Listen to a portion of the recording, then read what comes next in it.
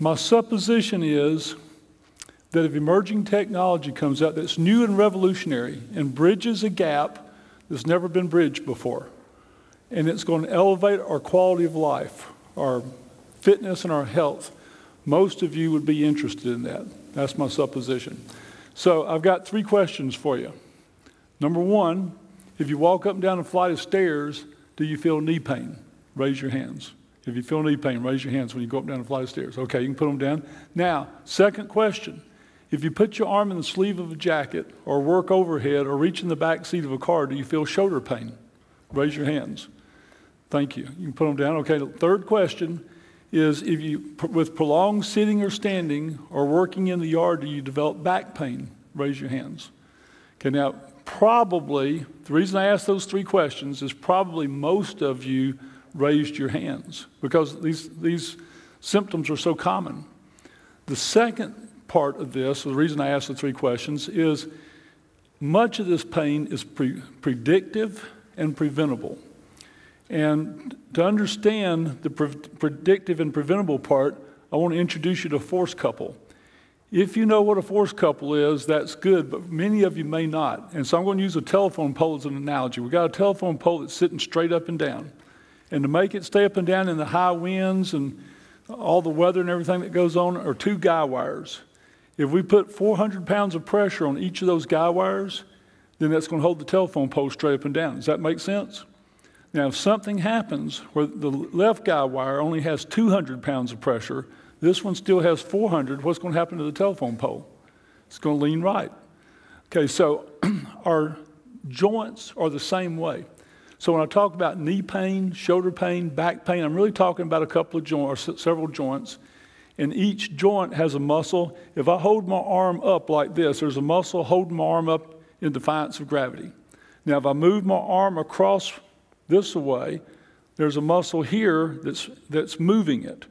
On the back side is another muscle that'll move it back this way. Okay, so that's why we always want to do a push muscle and a pull muscle for every joint. But the third thing is when I worked at NASA a long time ago, back in 1980, this is what I worked on a lot of times was force couples. And so we became very adept at making these things work. So the current technology that we're using is a dynamometer. And this is an example of the dynamometer that's used most of the time. I'm going to call this an old school or an NFL type dynamometer. These are at the NFL Combine. You know, if an NFL team's getting ready to invest in an athlete, they want to know everything that there is to know about what's going on inside that athlete's body without being invasive. And so they can test muscles, but you see, there's just a single joint that's moving. Her knee is being tested because there's problems with it, and there's a ton of information that is derived from that. Now, NASA, years ago, started flying chimpanzees around in space capsules, you remember, and then they followed that with astronauts, and when the astronauts started splashing down, NASA was following a multitude of medical benchmarks. One of the things they were looking at was bone mineral density. How thick, how dense are your bones? And what they found is that the longer someone was in space, the less dense their bones were when they landed compared to when they took off. And we know now that there's about a 3-month limit.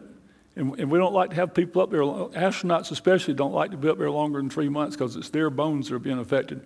So NASA started looking at exercise machines, and if you want really, the archives of NASA is full of good information, but what they have flying on the International Space Station right now is a CRED, Computerized Resistance Exercise Device, and here's an astronaut using one. This is the CRED, and you can see he's got this shoulder pad looking thing hooked on him, and he's doing squats.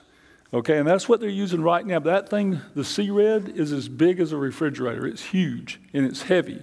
And it costs $10,000 to launch 1 pound into space and put it in orbit. So it's expensive in many different ways. Okay, so what we're going to do now is I want to demonstrate new technology that NASA developed. And go ahead, Mike. Mike's going to do some curls. And you can, and the reason I'm having him do curls, he's going to do 3 curls is because, go ahead and start anytime you're ready, is because, start. is because this machine will do a single joint, just like the dynamometer I put up there, but it'll also do multiple joints. Now, one of the things that we look at is torque curves. And I'm going to discuss torque curves with you in a minute, and how that affects the symptoms that we were talking about, joint stability as well as pain. Okay, so anytime you're ready, Mike, just do 3 of these.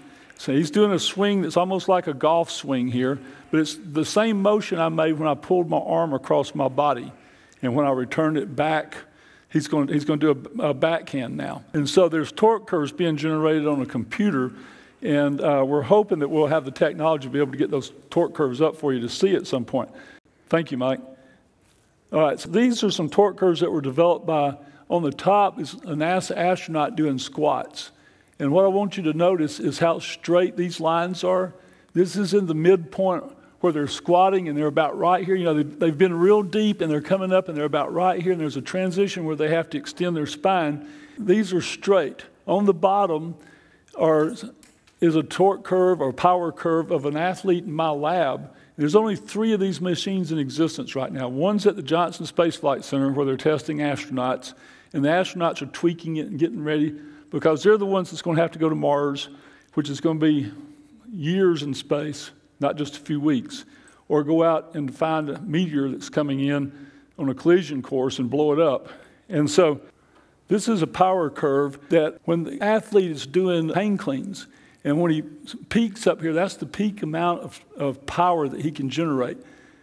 Notice how flat these are on the recovery. His recovery is all over the place. And we got big dips, and we don't want to see that. This dip is not as bad as these that drop way down. The lower it drops, the worse it is. And that's indicative of an athlete that's struggling with the weight. I put that in here because let's say we've got an athlete that's being recruited to play for college football. And he is working hard, and he doesn't know it, but when he starts, he's got this curve in his back. In a minute, Mike is going to demonstrate a hang clean, and I want you to look at how straight his back is. This curve could be habit, it could be a weak core and hips, but it's bad. It leads to injury, and it could be why he's having these dips in his torque curves. And so we've got to straighten that out in order to get him to improve. So let's say the school he really wants to go to is a school that has 6 parameters for their athletes. And one of them is the coach tells him in advance, you got to be able to hang clean 250 pounds by the time June gets here.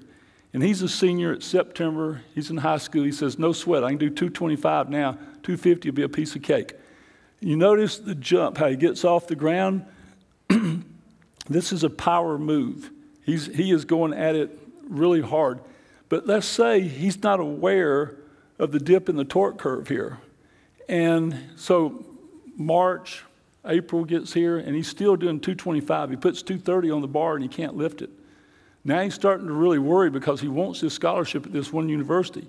Now what's going to happen, March and April gets here, and he still can't do 230. What's going to happen?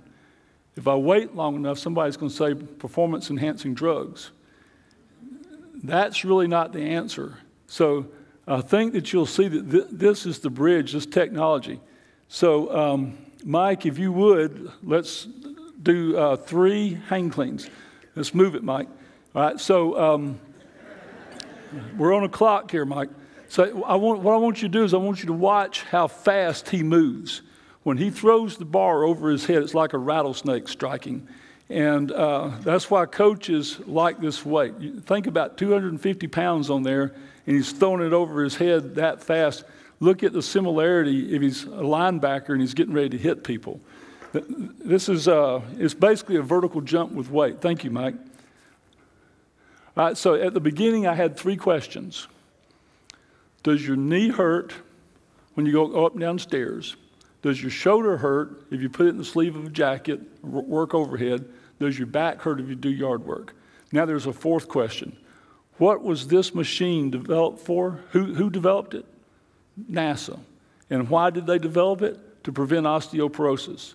Right now, worldwide, there's somebody that snaps a bone because of osteoporosis every 3 seconds. That's preventable. women, by the time they're 50 years old, 33% will snap a bone due to osteoporosis. Men at age 50, 20% will snap a bone. Okay, so what's next? Fourth question, if this was developed by NASA, these smart guys at NASA, if they developed this to prevent osteoporosis in space, should we not be taking advantage of it here on Earth? I think we should. Like I said, there's only 3 right now because they're all being tweaked and modified and adjusted to get exactly what we want. But think about home applications. You know, if this thing is inexpensive enough that you can buy it for a Christmas present, you know, there would be, you can get your own torque curves off of it. You can find out, I mean, the software will tell you, you may not know how to read a torque curve, but the software is going to explain that to you. Think of physical therapy applications. You go into a physical therapy office and they got a big old column of weights sitting there, and it's just weights that you pull on, and it's going to cost about the same as what this is going to cost. But this has the ability with a computer to diagnose and show torque curves and differences. And so if you've got a torque curve with your shoulder, I just had shoulder surgery. So let's say your shoulder torque curve should be a round curve like this. But if there's a little dip in that curve, then that's where your weak spot is. And that's where the physical therapist goes to work to strengthen your shoulder so you can go about life and do what you want to do.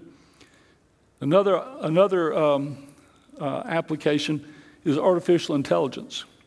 Artificial intelligence will be placed on this machine so that if you're working on it, every time Mike lifted a weight, Alton had to change the weight on the computer right now. But what's going to happen soon is that Mike's lifting, let's say 50 pounds. He does 3 of them and he gets tired. So he'll say 45 pounds, and the machine will adjust to 45 pounds. And so if you're a little old lady with osteoporosis living on the 100th floor of a high-rise in Manhattan, and it's hard to get to the physical therapist office, and you got advanced osteoporosis, well, maybe depending on how advanced it is, she wouldn't be able to do it.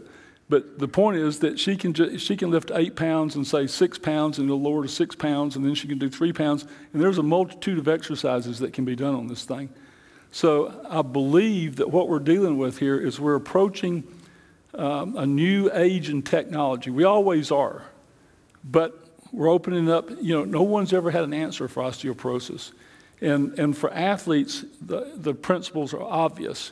You know, we had a Major League Baseball team in our lab looking at it for rotator cuff for surgeries, and the director of player development loved it because he could computerize everything and keep records. He could use to predict. You know, as you go through the season, you're strongest in the beginning and the middle of the season, but when you get into the playoffs, everybody's tired, they're worn out, and he can look at rotator cuff strength before and after a game, and that can help him with his rotation. So anyway, I just wanted to let y'all know this is coming. This is, I believe, the future of strength training, keeping kids off drugs, and also improving performance and preventing injuries and pain and suffering that we all go through. I hope you've enjoyed the presentation. Thank you. Thank you.